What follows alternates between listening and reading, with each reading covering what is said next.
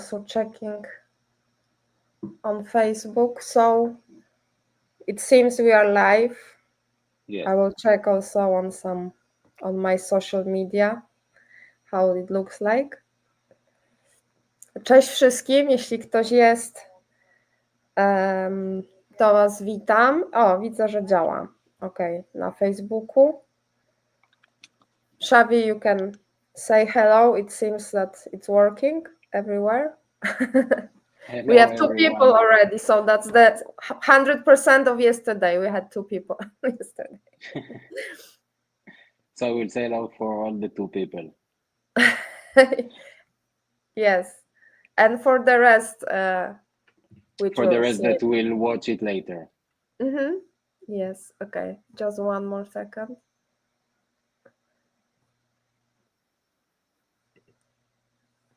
Okay, so it seems everything is working. So we welcome you on Polish YouTube, Polish TV. Hello, Shavi, how are you? Good. How are you? Great. Well, people are when they saw your video, we have many likes of your video introducing yourself and speaking about what you will show in the conference. So you already are famous. Okay, so jeszcze I will say something Polish, więc tutaj przywitałam się z Yoav'em Shabi. So Shabi, we can call you Shabi, right? Shabi or Yoav, however it's Shabi, comfortable for okay. you. Więc Shabi to osoba, która przyjedzie do nas do Warszawy na konferencję. Ma duże doświadczenie z zawodnikami ATP, ale to mam nadzieję, że tam widzieliście w opisie. Dwóch mężczyzn z 300 miejsca prowadził do 30 na ATP, także niesamowite tutaj osiągnięcie. So I just told the people that you have great achievements with ATP players and we cannot wait for your knowledge. So let's start with the questions which I prepared for you, considering the topics you will also cover on the conference. So today just some introduction to those things. So first thing about the tournament planning, which is actually crucial for good results. So can you please tell us what can poor planning do? So what can be the mistakes of planning and why good planning is important? Okay, first of all, thank you, Anna, for inviting me for the live and also for the conference in Poland. I'm really excited and waiting to come in 2 months for the conference to see all the Polish coaches and hopefully some coaches that will come from the country around Poland. Regarding your questions, I will start with the most simple thing, but very, very important thing that the coaches should know. And I mean, it's a logical thinking, okay? Because I'm planning the practice schedule or everything I want to work with my players only because what I see in the tournaments. Only what I see in the tournaments will be important to know about what I'm going to work with them. Because you were also a great player. You know that in practice, a player can come, amazing forehand, he's not missing or she's not missing a ball. And then you're going to watch a match and the backhand is the better shot. So when you want to do a really, really good before even the tournament scheduling, when you want to have a very, how I call it, precise practice schedule, it always should come from the tournament, from what you saw about your players in tournaments, because this is the real. I mean, this is the real life, how you call it in tennis, because from there you get all the knowledge what you want to work. And before I continue for the few more things, if you want to translate. Yes, yes. So, więc Xavi się tutaj przywitał i cieszy się, że będzie mógł nas wszystkich zobaczyć na konferencji w Warszawie. Zadałam mu pytanie o planowanie, o dobre planowanie kalendarza turniejowego. I tutaj Xavi zaczął od podkreślenia, że jakiekolwiek planowanie, ponieważ każda sesja powinna być zaplanowana w dobrze poukładanym teamie, każdy trening powinien mieć już swój plan i właśnie ten plan, on tworzy plan na podstawie tego, co działo się na turniejach, ponieważ tylko to, co widać na turnieju, jest tak naprawdę tym taką najważniejszą rzeczą, ponieważ gra treningowa, jak dużo osób wie, jest inna niż to, co się dzieje na turnieju, więc nawet to planowanie turniejów też będzie poparte tym, jak w poprzednim roku na przykład, czy w poprzednich turniejach wyglądała ta gra. Okay? So the first thing that is important when you're doing the right tournament scheduling, it's like the basic. With the right tournament scheduling, you give your players the best chances to win as many points as possible. But because when we are doing, it doesn't matter as coaches or players, we have goal setting, we have targets, and it always goes by a result, it goes by a process, and it goes by forgot the word in English, like there is the result, the process, and the execute, how you do the things. So So you mean you can have like 3 targets when you plan the tournament, so you concentrate on one of those things. Exactly. You can always, I will not give all the information I will show in the conference, but in the conference I will teach the coaches how to use all 3 of them in every planning they are doing, and I will teach them how to do the right priority to the right time. Sometimes you go for tournaments with your players, so the most important thing should be the results, the points, the ranking. So you're looking for easy points and easy tournaments to make points. But when you work with juniors, I will teach them in the conference like how to choose the tournaments when the development is important.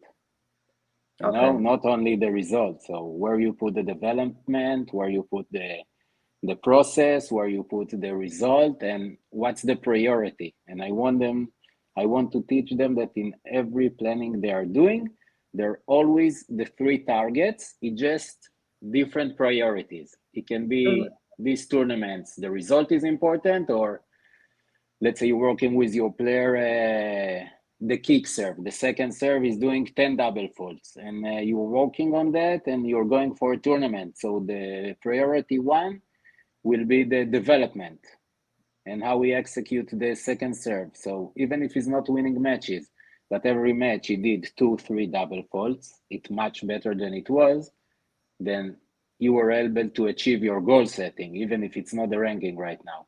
So it will be very interesting, and I will let you to translate a little bit. We have also first comment from Alas. He's asking if he can ask questions. So I just answer. Alas, of course you can ask questions. So let me translate.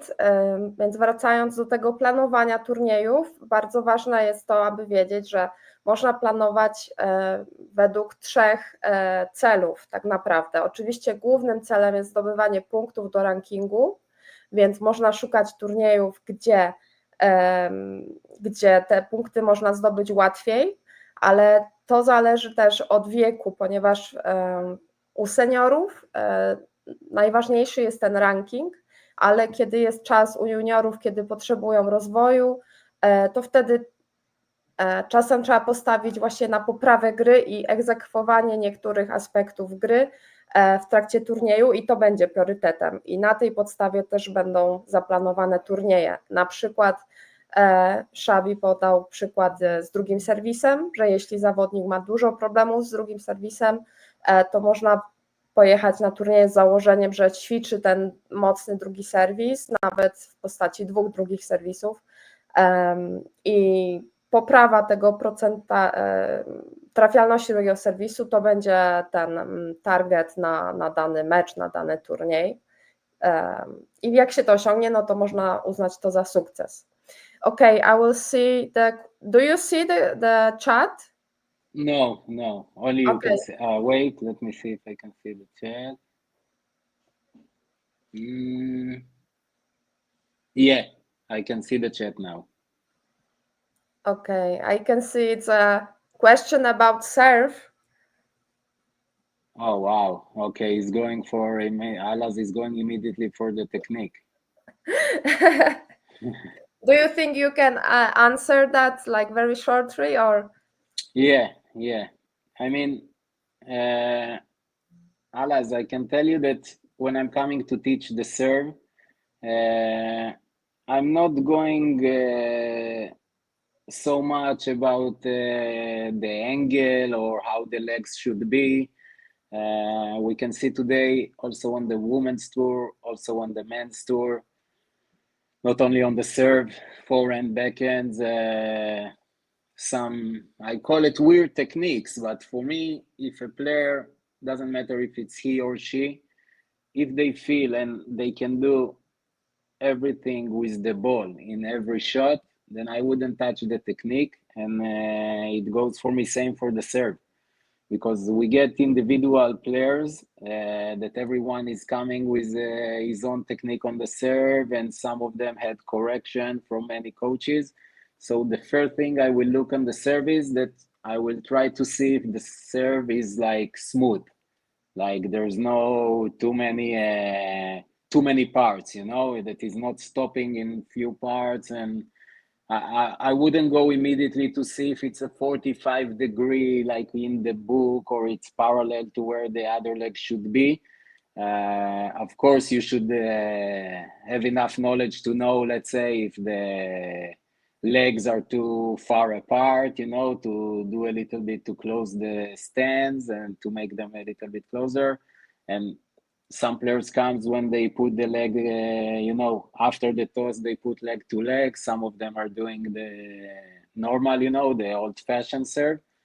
But which one do you have the favorite one? Do you consider one of the stances better? If you ask me, on the last 10-15 years, I was teaching about 50-50. Depends on the player and what was suitable for the player and what I thought will be the right correction for this player. I will never do a correction that I don't think the player has the abilities to adjust to this change, So it's very, very individual, and I can tell Alas that there's not right or wrong here.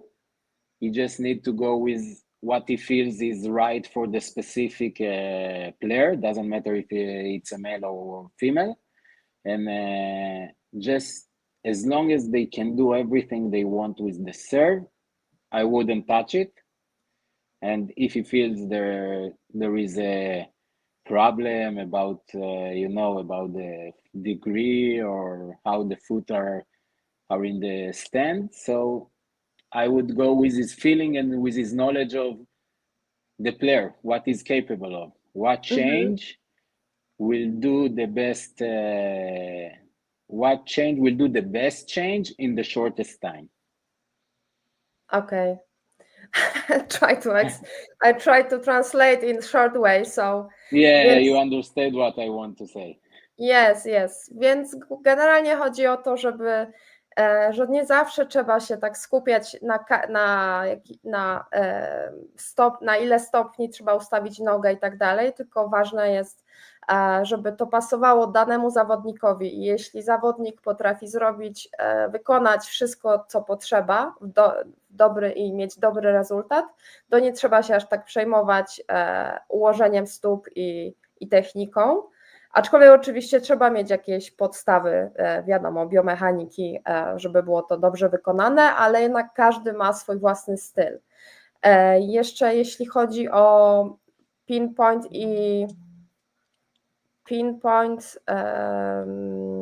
czy szerokie nogi, Yoav tutaj 50/50 uczył i nie ma wrażenia, żeby któraś była lepsza. I can say from my experience, because I think some of the amateur players are also listening, so that this is for them. Sometimes the question is for them, not for the player.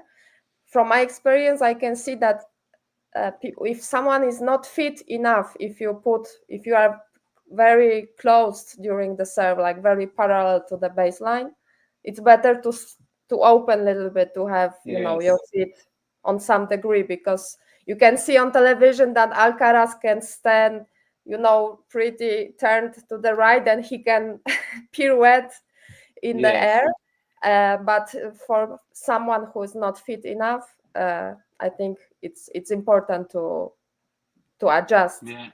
I agree. Open. Okay, I have some questions from Alas. It's in Polish. It's actually questions for me. No problem. Czy jestem za modernem, czy old school? No raczej trzeba iść z czasem generalnie, także they ask me if Alas asks me if I am modern school or modern school, but I think you always have to a little bit follow the modern tennis, because if not, we would still play continental grip forehand, right? Yes. So I think in some way we should adjust just a little bit with modern tennis, when everything is shorter and quicker. Okej, Ala, słuchaj, na razie to skończymy pytania o technikę, bo jesteśmy chyba jesteśmy tu po coś innego jeszcze, żeby dowiedzieć się o rzeczach, które Szabi tutaj chciał nam przedstawić. Ale jeśli chcesz, to napisz te pytania i później jeszcze na koniec może spróbujemy odpowiedzieć, ok? Okay, I told Alas to a little bit maybe hold on with technical stuff, because the point of that live is a little bit different, but he can ask, and maybe at the end we can in Q&A session, you try to answer that. Yes. Okay, so do you have anything to add about the planning, because we had some pause? Last thing about the tournament schedule, that if you're not doing the right schedule for your player, there's few things that can happen.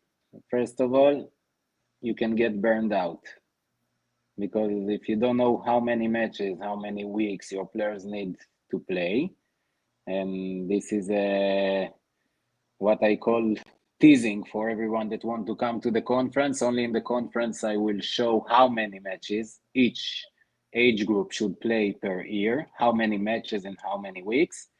So if you don't know how to do it, even without knowing, you can get your players burned out and they will retire eventually. And of course, it's canceling the balance. Once you don't have the right schedule, it means that there's tiredness, there is overtraining, so you're losing balance of everything. And once you break this balance, it's very, very hard to get back on track. I will tell a story only in the conference, but I will tell a story of a mistake I did about the tournament scheduling, and it took my player maybe 6 or 7 months to recover from that mistake that I did on the schedule. And he was a top 100 player, and it affected him very much. And happily, he was okay after, and we learned from the mistake. But you need to be very, very careful. And if you're not doing the right tournament scheduling and you don't have your goals or your targets, then where is the motivation for the player? For what is he practicing? I'm practicing for a tournament just because the coach wants, or it's a part of a very professional and organized schedule? that this is the confidence that the player needs. So I think this is the basic things that it will hurt. There is few more things, but if they want to hear, was important. But if they want to hear the really important things, they should come to the conference. Yeah, but still, some people, some coaches maybe, or some amateur players also who play many tournaments, they don't realize that it can lead to burnout, and they will be surprised that suddenly they don't feel the joy of tennis. So I think it's important to know that it really can stop at some point. I will add last sentence, and then you can translate.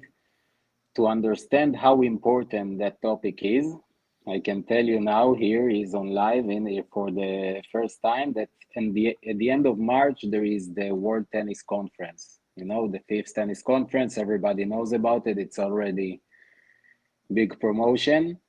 And the lecture I'm going to do there, they ask me, is tournament scheduling with goal setting. So whoever comes to your conference, he will be the first to see it. Ah, okay. So you will show us your new...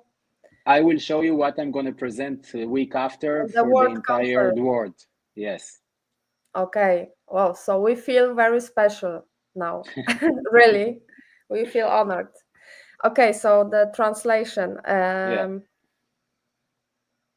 Więc to złe planowanie generalnie może prowadzić w skrócie do wypalenia, ponieważ jeśli zagramy za dużo turniejów, mentalnie zawodnik może już po prostu być tak zmęczony, że może nawet zrezygnować z tenisa. Tutaj Schabi opowie o swoim zawodniku, którego trenował, który był w tamtym momencie 100 na ATP, gdzie niestety popełnili błąd w planowaniu turniejów i to spowodowało, że zawodnik przerwał grę na 7 miesięcy i na szczęście się wszystko dobrze skończyło,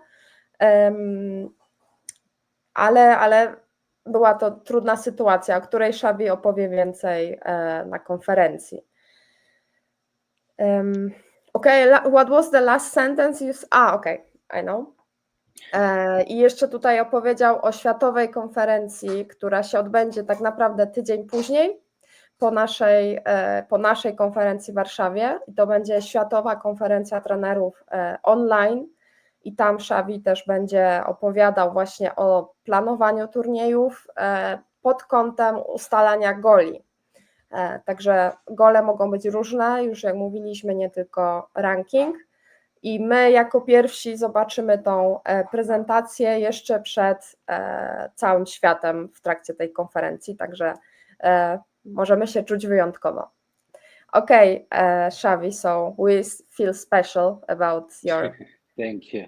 About the knowledge you will show to the world after showing it to Polish coaches. So first the Polish coaches, then the world.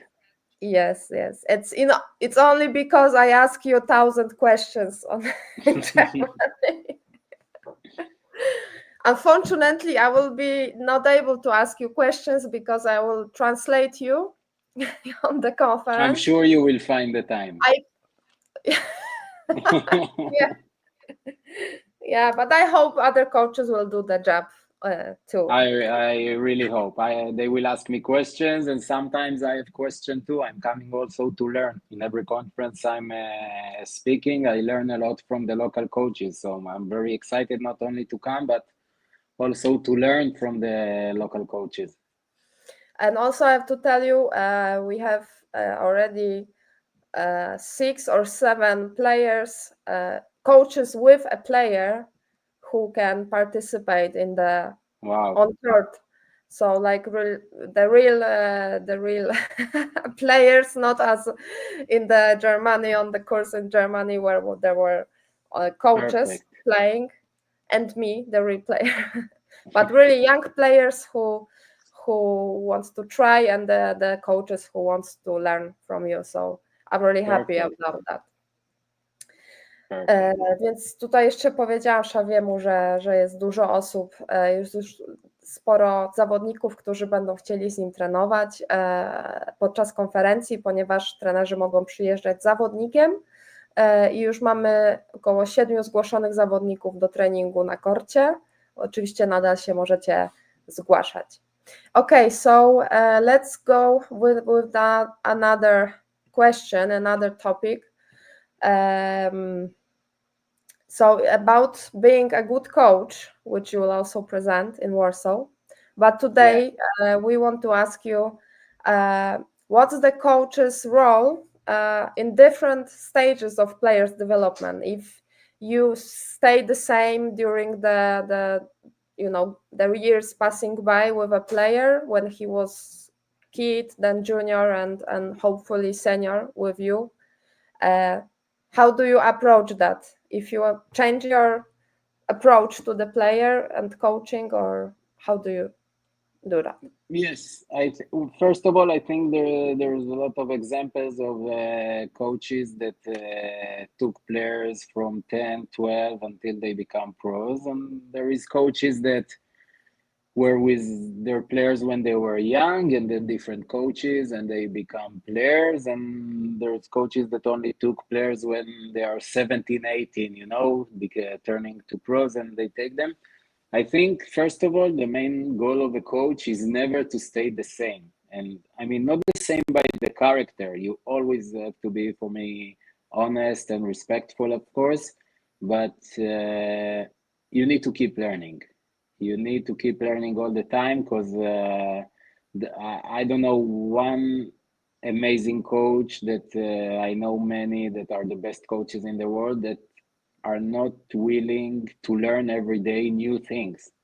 And it can be on the court, it can be off the court, but I think you should be honest with yourself and to know if you can do, I don't know with which player a coach is working right now, but you need to be honest to know until which stage you can take the player, and to be honest enough with the player, with yourself at a certain point to say, listen, I think that we need to split because you will do much better. It doesn't matter. It doesn't mean that the other coach is better. Sometimes you just need a change. Sometimes the other coach is better in a certain aspects. So I think you need to be very, very, how I call it, honest, but true to yourself. I think it's the most important thing. I mean, or to be aware of your strength and weaknesses. Exactly, right? and with that I will say that today there's so many teams. There's not one coach on the team. So sometimes there is a head coach, assistant coach. So today teams know which role to give for every coach. He's very good in tactical aspects. He will deal with the tactical. He's very good with the technique. He will do the technique. He's very good with the mental situations on the court. So he will have with the mental situation. But there is coaches that they can do all of it. I can tell you I had players that I did everything. And I had players that I was a coach in the team. I had players that I was the head coach and I needed to manage the team. So the most important thing in the answer is you need to be true to yourself, to know what your abilities are, and not to be shy to say, okay, this one I don't know yet, I will learn, but right now it's better that someone else will do it, and just to keep learning. Okej. Więc tutaj zapytałam Szabiego o to, czy w trakcie rozwoju zawodnika zmienia się jego podejście też do treningu, do bycia trenerem, ponieważ sam zawodnik się zmienia, tak, z dziecka do juniora i potem seniora. Więc tutaj Szabi podkreślił to, że dobry trener nigdy nie powinien osiadać na laurach, tylko cały czas powinien się uczyć nowych rzeczy, ponieważ poszerzanie wiedzy obecnie jest niezbędne. Niestety są trenerzy, którzy już myślą, że wiedzą wszystko i niczego się nie uczą nowego, No i niestety to jest złe podejście, no bo jednak jak się nie rozwija, no to staje się w miejscu. Dodatkowo opowiadał o tym, że trzeba pamiętać, znać swoje też limity, tak? I być dla siebie, ojejku, zapomniałam słowa. I forgot Polish words. Trzeba być ze sobą szczerym i jeśli ktoś czuje, że już wytrenował zawodnika do pewnego momentu i dalej nie ma doświadczenia, to powinien to powiedzieć, ewentualnie właśnie wysłać do kogoś z doświadczeniem, czy powiedzieć, że musi się w tym temacie podszkolić. W każdym razie ważna jest ta komunikacja i właśnie byciem szczerym, że jeśli nie czujemy się na siłach już w dalszym momencie, to lepiej dla zawodnika jest lepiej, żeby go po prostu przekazać komuś innemu. I dodatkowo ważne jest, że obecnie można budować team, gdzie może być head coach, gdzie może być trener od mentalności, od przygotowania, od taktyki. I są trenerzy, którzy potrafią to wszystko zrobić na raz, ale też no, są sytuacje, gdzie można mieć po prostu cały team od tego, ale ważne, żeby być szczerym wobec siebie i cały czas się rozwijać. Okay, do you have anything to add? Like, because I know you coached players from young age till old age. Yes. How did you manage that? I mean, did you change some things, the approach? I will tell the full story in the conference, but yes, the thing is that my story is a little bit different because I started to coach immediately on the Challenger Tour, and then was many years on the ATP Tour, and then went back for under 10, under 12, all the age group. What I did, I went to learn from the best coaches I know under 10. So this is like the most important thing that I said already, that you need to be open-minded to learn. I mean, I came from 20 Grand Slams and all the ATP tournaments and the Masters and everything, but eventually I got back to a place that I didn't have experience. I couldn't start teaching a 9 years old like he was going to play a second round of the Australian Open. Big serve and killing forehand. Yes, so I took a lot of time to learn, to read, to watch other coaches that they were specialists at that age group. And like in everything, I try to be the best I can. And luckily, I was with this age group. I was coaching a group of 3 players for more than 5-6 years. They were all great junior players. And they were born 2003. So I had the chance also to see Alcaraz and Rune and this group age developing, because we were playing against them in European Championship and all this under 12, under 14. So, and they all become a great players, top 50 tennis Europe, one of them top 20. They were top 200 ITF. So it was a learning journey for me. Really, it was a very, very long learning journey, which I made mistakes. And, you're coming from coaching in a Grand Slam and you're dealing with parents suddenly. But that's the biggest shock. But we will speak about the parents in the conference, because we need at least 1 hour to speak about them. But the main point is that you just, doesn't matter, don't be afraid to do something you didn't do before and you think you can do it, but don't go towards it like to say, okay, I can do it, I know everything. Go towards it to say, I have the confidence I can do a good job, and I will do everything I can to learn the things I don't know. But you, of course, develop with the players, right? Like You The develop approach. yourself with the player. It works, together. So like, did you feel sometimes that they were younger, you had to be more strict to control them, and then you became a little bit as a friend, or how did it look like? It's always it's a good question, because you will always have to find the balance, because in the beginning no one knows each other, and eventually you are with them every day and you travel with them, and when they become a good players, then you're more time with them, much more than their families, and you need to know where to put your red lines, when there is a line. And but yes, you become their second family, the second father. And they asked me, I don't remember in which Zoom it was, or a conference, about my resume, and I don't know if I say it in Germany when you were there.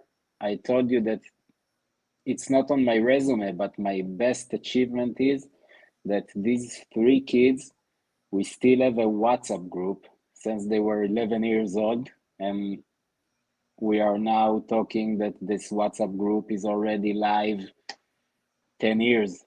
So, and when they need to speak with someone, they ask me if they can speak. And all 3 players are in college now. So they came back from college now for vacation for Christmas. So they came to practice with me. So there is a picture, I will show it in the conference, of 3 9-year-old kids with me. And then suddenly they come to practice with me, and they are taller than me. They are all play college tennis. And I need to help them wipe the tears when they were 10 years old after they lose. And today we are more You close advise than with a family. girlfriends now. What? Now you are advisor with the girlfriends. Yes, I hope that they will have maybe better advisors on that field. But I like in tennis, I focus about what I know when they ask me questions. If I don't know, I tell them, go to your parents. Okay. Okay, so let me translate. Więc jeśli chodzi o bycie trenerem, to Schabi zaczął od bycia trenerem od razu na wysokim szczeblu ATP. Także najpierw podróżował po wszystkich tych turniejach, które możemy oglądać w telewizji, po wielkich szlemach. Później zszedł na poziom 10, poniżej do lat 10, do lat 12 i tam chciał rozpocząć swoją pracę trenerską i było to dla niego coś nowego, więc zażywał wiedzy od innych trenerów, zgłosił się do trenera, eksperta od treningu do lat 10 i uczył się na nowo bycia trenerem, ponieważ to była zupełnie inna sytuacja i przede wszystkim musiał z rodzicami się jeszcze nauczyć współpracować, ale jednym z jego największych osiągnięć jest to, że pracował z 11-latkami aż do ich wieku juniorskiego i cały czas mają grupę WhatsApp i cały czas są w kontakcie, także stał się ich drugim ojcem, ponieważ spędzali więcej czasu niż oni ze swoją rodziną, tak? Więc to jest ważne, żeby razem z nimi się rozwijać, uczyć się nowych rzeczy, żeby być efektywnym trenerem w każdej grupy wiekowej. And tell me, it was like your decision to go under 10 or just the circumstances? No, it was my decision. I was after 9 years on the tour. I had enough time of seeing airports and airplanes and hotel rooms. And I came back, I was living in Tel Aviv, which is a very big, crazy city. And I decided to go home to where I grew up, where the family and friends are. And I decided to take some time, without traveling. So I went back to the club where I was practicing when I was a little kid. And Okay. and luckily there were this group of few players that was with a great potential, and I think it gave me like motivation to see, okay, let's see what you can do with these little kids. Challenge. Maybe you're only good with grown-ups, so it was an interesting challenge. Okej. Więc tutaj zapytałam Szawiego, czy to była jego decyzja, żeby zejść znowu do bycia trenerem do lat 10. No i tutaj Szabi mówi, że po prostu po 9 latach miał już trochę dosyć podróżowania po całym świecie, pospędzania czasu na lotniskach, no i po prostu chciał być z rodziną w swoim mieście Tel Awiw, ponieważ Szabi jest z Izraela. No i tam zaczął pracę w klubie, w którym się wychowywał, po to właśnie, żeby trochę posiedzieć w miejscu. No i też uznał to jako wyzwanie, żeby nauczyć się też pracować właśnie z młodszymi kategoriami, nie tylko z dorosłymi. Okay, so maybe let's move to another, to last topic, or you have something to add? No, about being a good coach and about this topic, I think it's such a big topic, and I'm speaking in the lecture about so many things that are, connected together with the player on the court and off the court, and I'm speaking about the character of the coaches, and I think there's too many things that I can say about this topic, but the best thing your coaches can do is come to the conference and they will hear everything. Okej. Więc Szabi tutaj zaprasza na konferencję, bo to jest tak szeroki temat też bycie dobrym trenerem, że można by było tutaj siedzieć i siedzieć, no ale najważniejsze rzeczy będzie chciał przekazać na konferencji. Okay, so last question for today. I prepared very long question. I'm ready. So basically, the question is how to teach players the tactical and mental aspects on the training session, because as we already know, in modern times, just hitting the balls, it's not enough. So what is your point of view about that?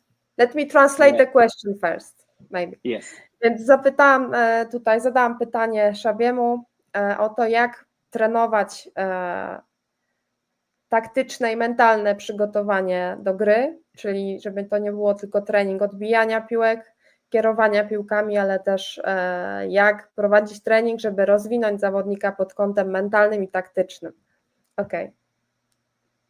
So it's for me, it's maybe one of the most important topics in the world of tennis in the last years, because eventually everyone, you get to 17, 18 years old, everyone knows how to hit a forehand, how to hit a backhand. Maybe your forehand is better and his backhand is better. It's matchups. But eventually what's going to win matches is how good you are tactically and how good you are mentally. And this is things that I developed in connection to the earlier question only when I worked with my juniors, when I started to work with the little kids, because I saw I can teach them how to hit the ball and they will grow up, some of them will grow up fast, some of them will grow up slow, but eventually everyone will know how to play, but they will know how to hit the ball. And I wanted to teach them, because I knew from the tour, the most important thing, that it doesn't matter how you hit the ball, you need to know how to play the game, the match. So I developed some by myself. I just took some really simple drills, make them sometimes not simple, sometimes just simple, and added some mental or tactical aspects. And I can tell coaches, every drill or exercise you do which involves a mental or tactical aspect, you can use it as you want, as long as you use it wisely. I mean, you need to get the drill or the exercise specific to the age group you're working with. Otherwise, it doesn't make sense. So you mean sometimes the training can be too difficult for the young age, right? Or yeah, I will not do I can use the same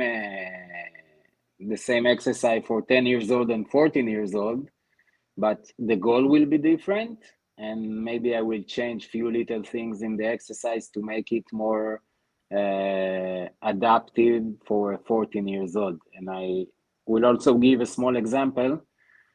It's an example I will not introduce in the conference. I have many examples I prepared already for these tactical and mental aspects for the conference, but I will give you the most simple things that for me, I started to coach the little kids, and I knew that if I want to teach them when they are 13, 14, a game style, doesn't matter, a counter poucher, a defender, a serve and volley, without being a very, very solid player, with a very, very good balance, on your baseline, you cannot play attacking tennis or do whatever you want. So I decided that until they are 12 years old, I will teach them how not to miss a shot. But by a very simple drill that I cannot tell you who, but many coaches in some academies are using it until today.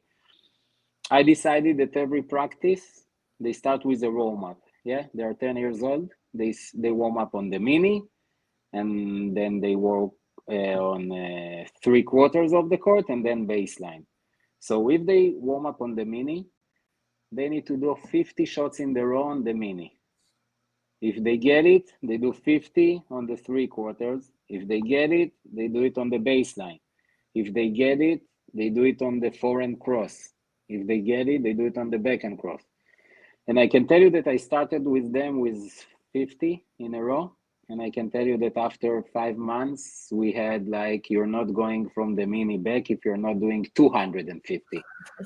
So first of all, this is a very, very important for the stability. But for me, it was very, very important mental drill. Because imagine a 10 years old that is missing after 183 shots, and I tell him go back to 0, and he needs to do 200. He did 183. I told him go back to 0. And there were practices that 2 kids were on the mini, and I'm on the other court playing points with the kids that were able to be solid enough. So it's developed their mentality that the first thing they need to be is to be solid.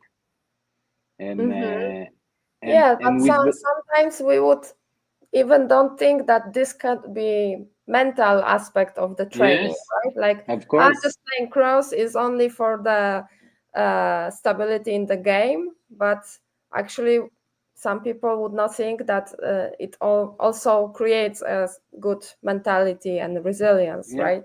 And before you translate it, I will tell you how it become also a tactical aspect. Because after they were playing a match, you need the basic. So if you're not playing well, and you know that you always have the basic, that you can be solid. So in matches that they played bad or didn't find the way, they are kids. Some of them were angry more, some of them were more nervous.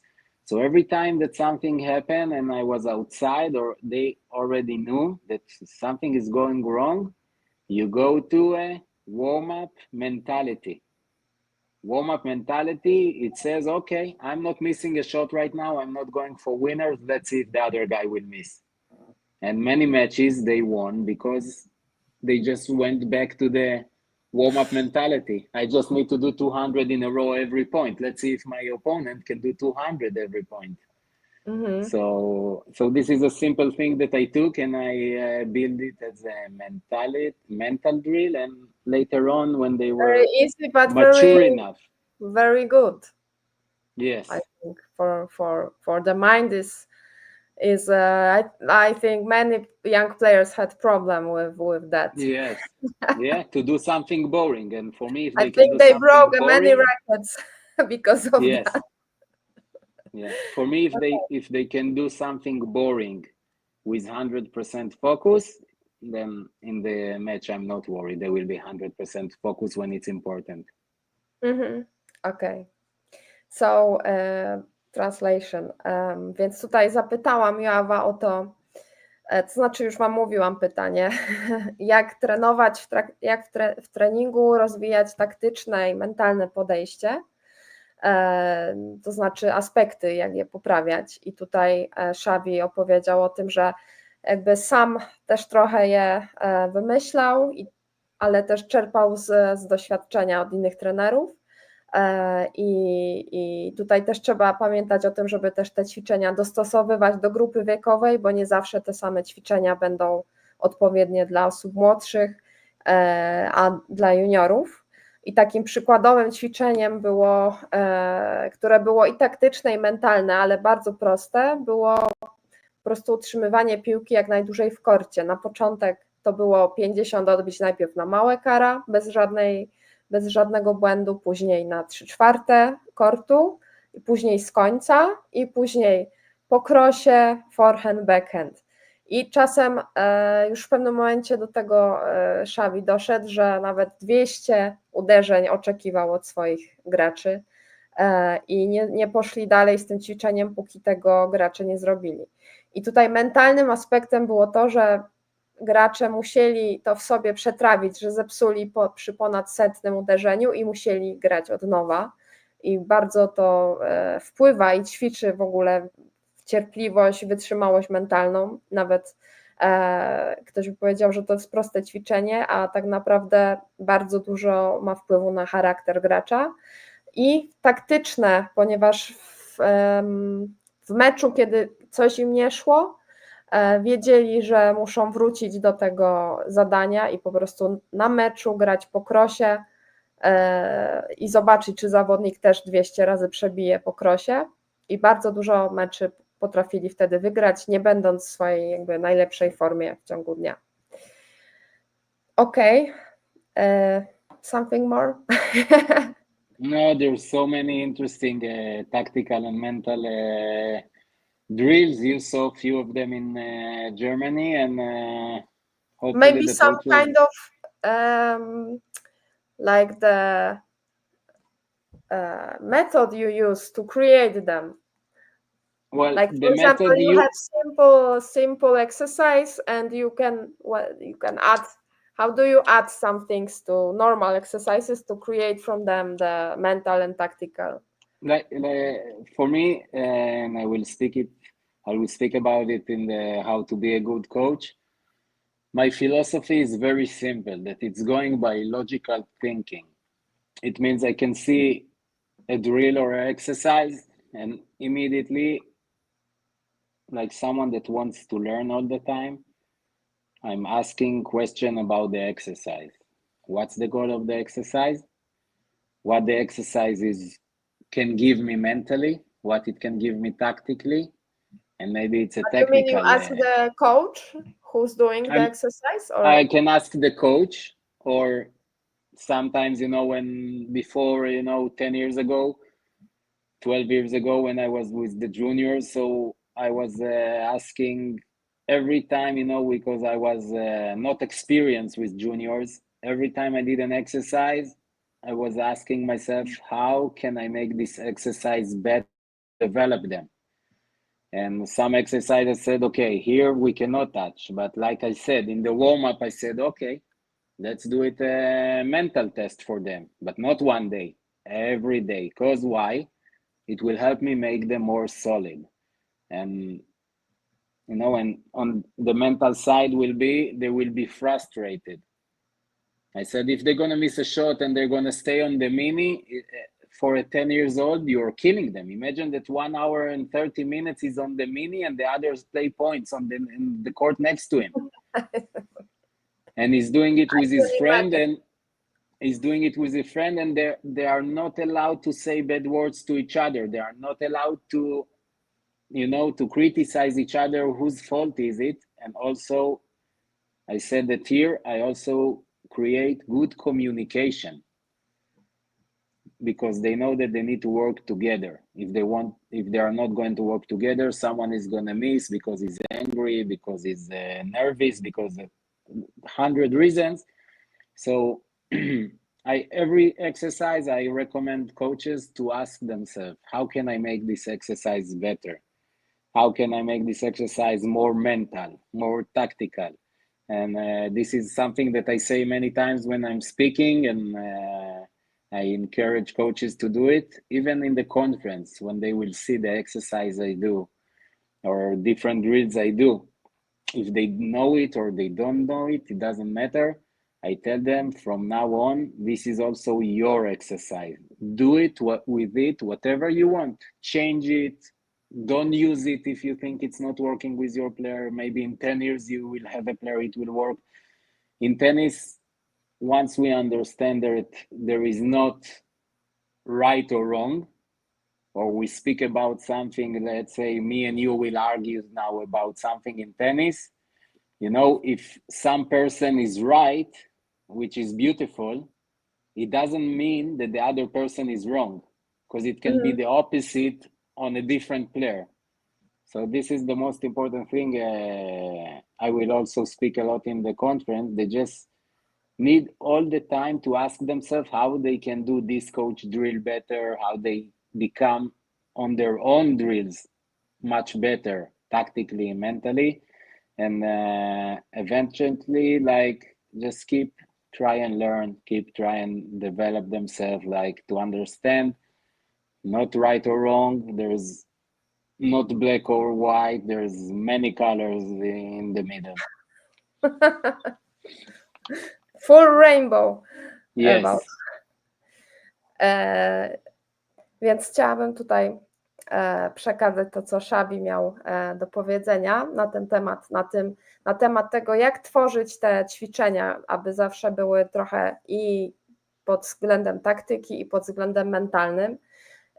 Więc tutaj Szabi mówi, że po prostu on sam siebie pyta często, jak dane ćwiczenie może poprawić, jak zrobić, żeby dane ćwiczenie było lepsze, żeby miało element taktyki i element mentalności. Także są to też, mogą to być proste przykłady. So let me ask you if this example is good, how to create the good exercise. For example, even if you play from the basket, you set some targets with counting the balls which go in, go out, or some time pressure.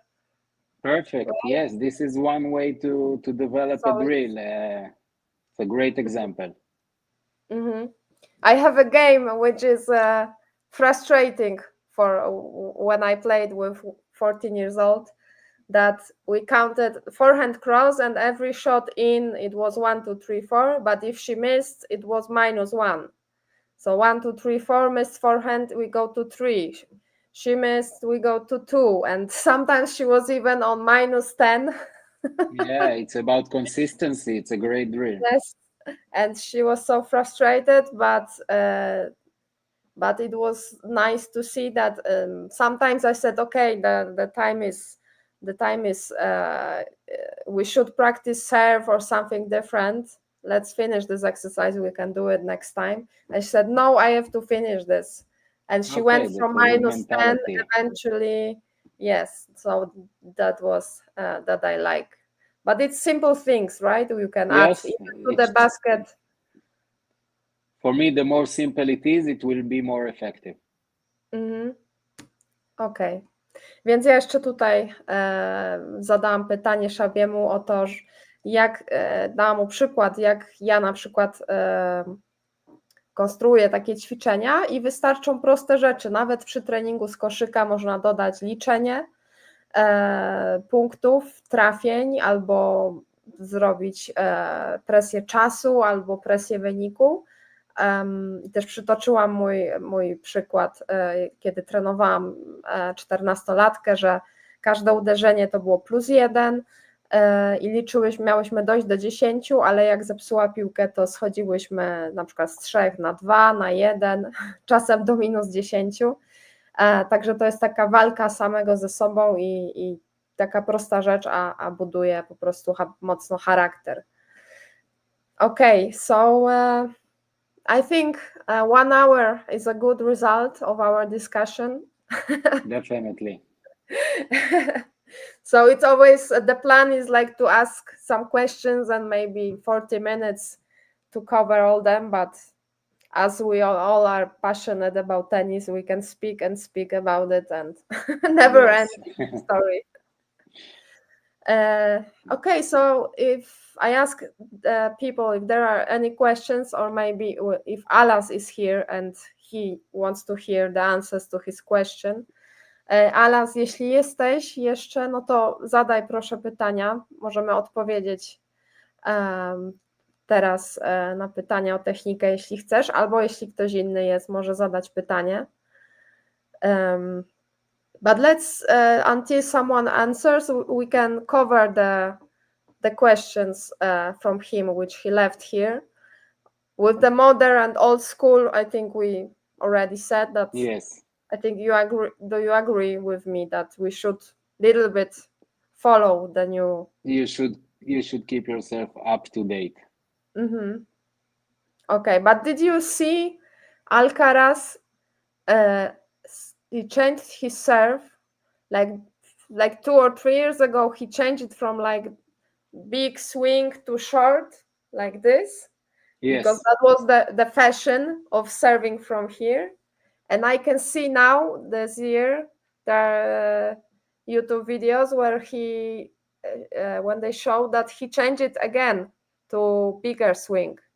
Did you see that? Or yeah, I saw some videos. I didn't focus on it, specifically on his serve, because when I'm watching the Grand Slams or matches, the last thing I'm looking at is the technique. So I saw that he changed the serve, but I think at this level, if they feel that a small change can give them, 5 more kilometers per hour in the serve, or more,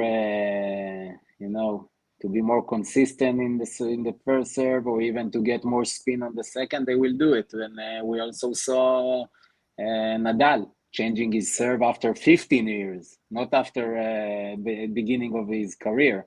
So I think Alcaraz is very young, and I think we will see some changes, small changes with his technique, but also with all this new generation technique. But we need to be very careful with it. I mean, when they do it, they do small adjustments, and when we do it with the junior players, one bad decision or a bad change, can finish a kid from wanting to play tennis. Yeah, because even on practice it may look perfect, but on the match, still playing with the subconscious. Yes. Mind with old shots, and it can mix up and end up very bad, right? Yes. No dobrze, to my tutaj odpowiedzieliśmy sobie jeszcze na pytanie o zmianę u Alcaraza serwisu, i ponieważ ja zauważyłam, że zmienił serwis, odprowadzał krótszy ruch, ponieważ tutaj Alas pytał o krótsze prowadzenie rakiety, więc tak naprawdę nie ma dobrej odpowiedzi, ponieważ Alcaraz najpierw zmienił na krótszy, potem teraz ma znowu dłuższy.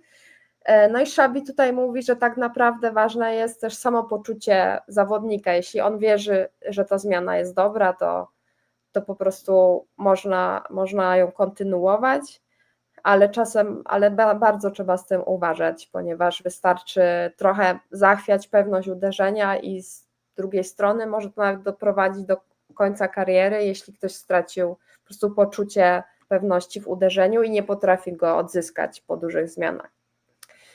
Okay, Xavi, so thank you very much for your time. My pleasure.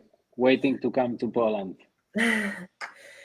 Okay, so we stay in touch with the organization staff, and see you in Poland. Yes, definitely. Okay, so you want to say something to Polish coaches?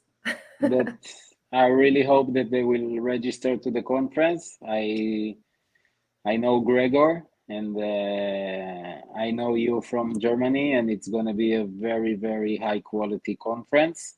And sometimes I know from coaches around the world that they missed local conferences, even if it's like this 2 days, and it's not always comfortable for everyone to come for the conference, and then they say, I shouldn't make it. And not in every country there is many conferences, and I think that they should take advantage of what you do, of what you produce with the conference. And for me, like I say, it doesn't matter if you think you're going to learn 100 things or one thing. If I'm going for a conference, and even you can tell the coaches, you saw me in Germany when I wasn't speaking, I was sitting and learning like all the other coaches. I didn't leave the room and go to do whatever I want. I always know. I didn't know you were learning. I thought you just relax on your phone. No. I was taking notes. Oh, And, okay. And I think you can learn everything. And if you go for a conference, for me, if I go for a conference for 2 days and I learn one new thing, it was worth it. But I have a feeling that the coaches that will come, they will learn more than few new things. Yes, I agree. After I saw what you produced with Gregor in Germany, I was really amazed, and this is why I took this decision, because I think Polish coaches need you, need the knowledge. Thank you. So I translate. Tutaj się żegnam z Gregorem. Z Gregorem, z Schab'em. Sorry, I called you Gregor. No problem. Żegnam się z Schab'em. Schab'i Was serdecznie zaprasza na konferencję, ponieważ uważa, że każda konferencja ma jakąś wartość. Nawet jeśli nauczymy się jednej nowej rzeczy, to i tak już było warto, bo może to wpłynąć na nasz rozwój. No i tutaj uważa, że konferencja będzie miała że będzie dobrej jakości, znając trenera Gregora i znając mnie i moją też pasję do tenisa, także wszystkich serdecznie zaprasza, ponieważ tam będzie naprawdę duża dawka wartościowej wiedzy. I jeszcze będąc w Niemczech na kursie, w trakcie, po tym jak on kończył mówić, to uczył się tego, co inni trenerzy pokazywali, tu mnie zaskoczył, i pisał notatki nawet z innych wykładów, także tutaj wielki szacunek. Great respect for you that you still learn from the conferences where you go, so that's really good. And also I learned, of course, many things, but many things I also knew from my experience, professional experience. But anyway, I made the connections with you, and now I can, produce the conference. So people should go to the conference even if they just meet a few new people and exchange experiences, right? Yeah, networking, to know new people, and you can the people that will come to the conference, they will have my contact, and I'm always happy to help. Doesn't matter where they go or where they need help. Okay, but you say that, I think, on all conferences, does your phone is not ring like? Depends on the season. Okay. Because it's very brave to tell that we can contact you anytime about any question. Yeah. I think it's also another tool to share experience and to learn from each other. Yes, you are right. But I hope the people don't abuse it. No, I will be okay. Don't worry. I have a full trust in the Polish coaches. But the other people are not abusing this. No. Chance? No? Okay, No. so still have some respect. They still respect your time. Okay, great. Yes. Okay, Grigor. So thank you very much. See you in Warsaw, and I will contact you with for more details. Perfect. My pleasure. Okay, so thank you and bye bye. Thank you. Więc tutaj się już rozłączyłam z Gregorem. Na końcu tam jeszcze rozmawialiśmy o tym, jak że warto przyjeżdżać na konferencje, nawet tylko po to, żeby poznać też innych trenerów, wymieniać się doświadczeniami, także to też jest bardzo ważne. I w dodatku Xavi też wszystkim na konferencji oferuje kontakt do siebie, numer telefonu na WhatsAppie i możecie do niego pisać i pytać się o wszystko, co chcecie. Podobno nie dzwoni mu telefon cały czas i że ludzie tego nie nadużywają, ale on robi to po to, żeby po prostu szerzyć wiedzę. Także jest wielkim też pasjonatą tenisa i osobą, która chce się dzielić swoim doświadczeniem. Uważam, że to wspaniała cecha. No dobrze, to jeśli nie ma żadnych pytań, to kończymy live'a. Życzę wszystkim miłego weekendu i do zobaczenia, mam nadzieję, na konferencji. Pamiętajcie, że do końca stycznia jest niższe wpisowe, także jeszcze do końca stycznia możecie się zapisać właśnie i zapłacić niższe wpisowe. Już ze zmęczenia się tutaj pląta mi język. No to dzięki za uwagę i do zobaczenia.